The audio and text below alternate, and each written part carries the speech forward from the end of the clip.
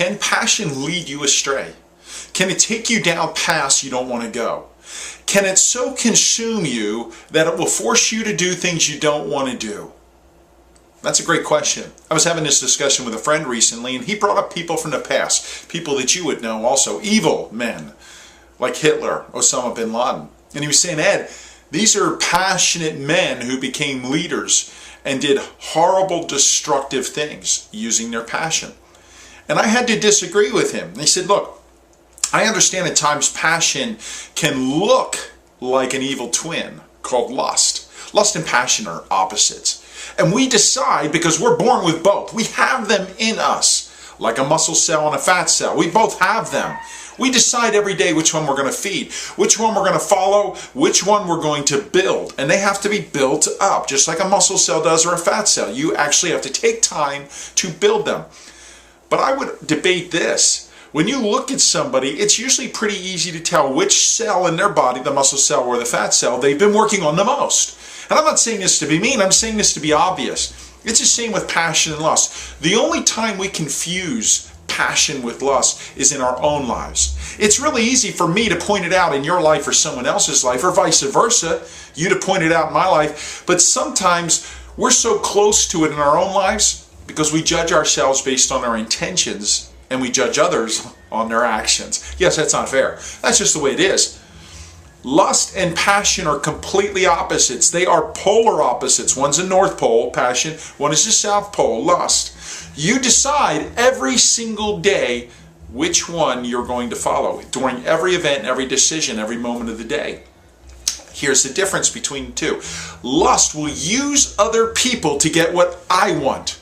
So therefore, I will use my out surroundings, those people that are around me, to get what I want. Power, prestige, popularity, influence, ego, money, all of these things. And none of them are bad, by the way. It's what's motivating them, passion or lust. But lust demands and has no value on the people around you except to see them as tools or objects to get what you want. Sometimes, again, this can come across looking good in the beginning, especially if somebody's very charismatic anyway and can connect with people. You have to watch closely to see what they're doing with people.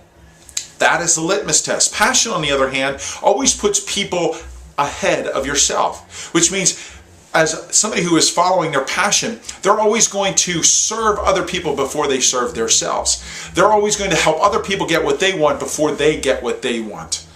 Does that make sense? There is a difference there. Passion is the North Star. It will always lead you in the right path if you'll follow your passion. Lust, on the other hand, which again at times can be cleverly disguised to look like passion, will always lead you to your carnal desires. It's always going to take you down an evil road, and at first it'll be slight and easy, but it's going to continue to grow, and if you don't stop it, if you don't change course, it will lead you down a dark path, and it will consume you, just like passion will consume you. But passion consumes you in a good way.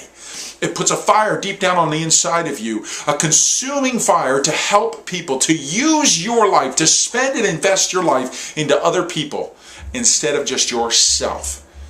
Passion is completely different. When you're following your passion, it energizes your life. You become vibrant, full of vitality. Lust, on the other hand, robs your life. You become addicted to things, stuff, and you start using people and stuff to get what you want. There's a huge difference.